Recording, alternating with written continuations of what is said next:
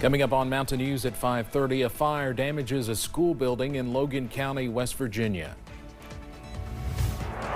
And as President Trump prepares for his State of the Union address tomorrow night, his tariff policy is already affecting your wallet. We'll break down the real cost coming up. And we're seeing a chilly and snowy start to the work week. Will it get any better by the end of the week? Details coming up. Dedicated to Southern and Eastern Kentucky, this is WYMT Mountain News at 5:30. Good evening, I'm Steve Hensley. The snow continues to fall in parts of eastern Kentucky. This after numerous wrecks were reported last night and early this morning. Some major roads, including I-75, even had to be shut down for a time. So what should we expect tonight? Let's check in with First Alert meteorologist Eric Dean. We're going to keep the snow chance in the forecast for the next few hours. This is seen right now in Rowan County near Moorhead. Look at that temperature, 28 degrees.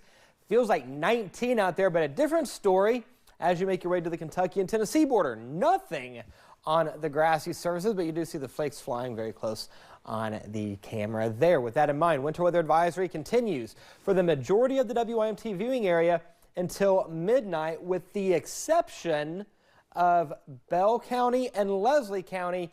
Yours expires at 10 o'clock this evening. Now we have a winter storm warning in effect for Mingo and Logan County. This will expire at 1 a.m. So you got a lot going on. Here's a look at the radar scan right now. We do have that snow flying throughout the majority of eastern Kentucky, and it's going to taper off throughout the overnight hours. You can see here on future view, we'll see mainly cloudy skies to start your Tuesday. We're going to keep that wind out of the north and northwest. Next 12 hours, though, we're going to stay in the 20s. Snow chances continue. They will taper off. We'll be left with a mixture of cloud cover and cold temperatures to start your Tuesday. Details on the First Alert forecast coming up in a few minutes. Steve. All right, still a very snowy scene here in Hazard for sure. Thank you, Eric. One Letcher County man was killed after a house fire during the weekend. State police say first responders were called to a home in the McRoberts area just after 7:30 a.m. Saturday. Fire crews found the home fully engulfed when they arrived. After putting it out, crews found the body of 70-year-old Robert Mullins. Mullins' body was sent to the state medical examiner's office in Frankfort. Police say foul play is not suspected.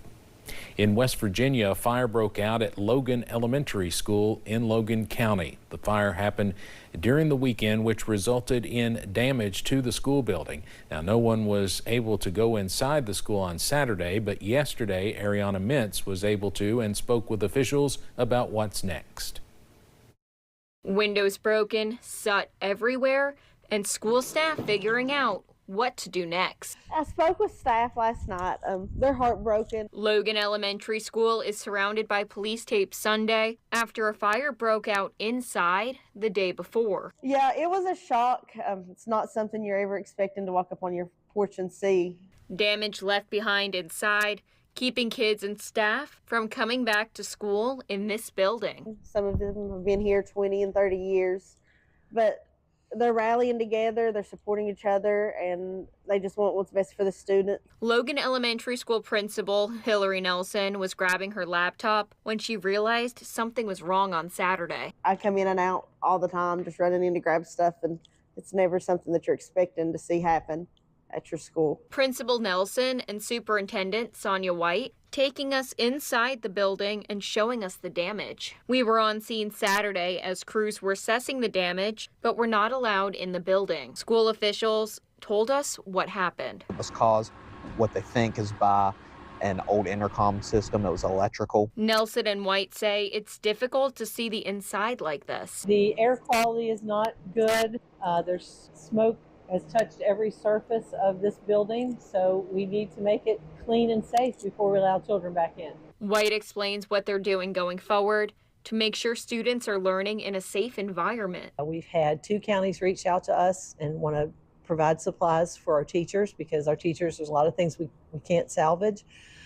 Each school here in Logan County is adopting a classroom of a Logan Elementary teacher to pull together things like organizers for your desk, bulletin board materials, posters, teaching aids, things like that. They're also working on moving the students into empty classrooms at the middle school. Ariana Mintz, WSAZ, Logan County. Logan County school officials say they're hoping to have an open house Friday, February 27th for families to get familiar with the middle school if the transition goes according to plan. In Laurel County, the sheriff's office is reporting scams going around with the caller identifying himself as a deputy and asking for money. The caller is telling victims they need to pay bond money for failure to appear in court, miss jury duty, or an outstanding warrant. The sheriff's office issued a reminder that law enforcement will never ask for money over the phone regarding a legal matter. The scam is currently under investigation. Tomorrow marks President Donald Trump's State of the Union speech, where he'll give a victory lap of his presidential accomplishments. One of those accomplishments, tariffs. But they took a major blow last week after the Supreme Court struck them down.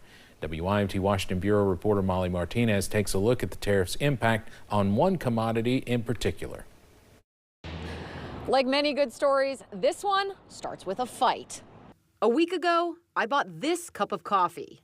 8 ounces of black coffee came out to a staggering $5.63. That's 70 cents an ounce. That's like printer ink prices. I put it on Instagram. The business, who declined an interview, answered with this. It's crazy, but we pay 18% rent, 44% labor, 30% food cost. Also, coffee is all single origin, which has increased 40% in the last 12 months. They say the store is barely breaking even. Back in April, on Liberation Day, when President Trump announced the tariffs, he made this promise. More production at home will mean stronger competition and lower prices for consumers. There's one problem. The United States, with the exception of Hawaii, doesn't have the climate to grow coffee beans, so we rely on imports. According to NerdWallet, coffee import prices from Brazil and India have risen 50%. Vietnam, Thailand, and Nicaragua, nearly 20%. Data from the Bureau of Labor Statistics show the average pound of coffee costs $9.14, which is up 41% from a year ago. Michael Negron from the Center for American Progress explains businesses are getting roasted. Once that business pays that tariff, they then have to decide, am I just going to eat the cost of this tariff, or do I need to charge whoever I'm selling it to? A cup of coffee might seem like a drop in the bucket, but Negron explains it's boiling over. The kind of weekly expenses of groceries and gas and utilities, these are all things that get in the way of whether you're saving money. According to a January Wall Street Journal poll, only 9% viewed the economy under President Donald Trump as doing excellent, whereas nearly 60% viewed the economy as doing poorly. In Washington, I'm Molly Martinez. Of course, you can watch the State of the Union tomorrow night here on WYMT and the Democratic Response. A U.S. district judge has blocked the public release of former special counsel Jack Smith's report into President Trump's classified documents case. Judge Eileen Cannon, who was appointed by Trump, made the ruling today. The report centered on Trump's alleged mishandling of classified records at Mar-a-Lago after his first term. The ruling is a major win in President Trump's efforts to keep the special counsel's findings hidden from public view.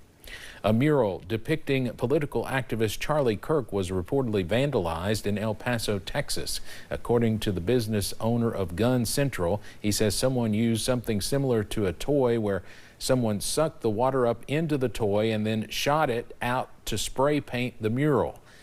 He says the vandalism went beyond property damage.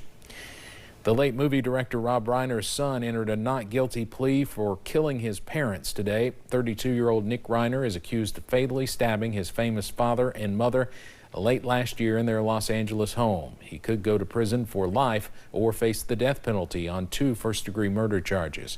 Prosecutors have not said if they will seek capital punishment. Reiner also waived his right to a speedy preliminary hearing. That hearing is scheduled for April 29th. Opening statements in the murder trial of a Utah woman accused of poisoning and killing her husband started today. Corey Richens is accused of giving her husband a lethal dose of fentanyl in March 2022. Prosecutors allege Richens wanted money from her husband's lucrative career and insurance policies to help pay off $4.5 million of debt she owed to various lenders.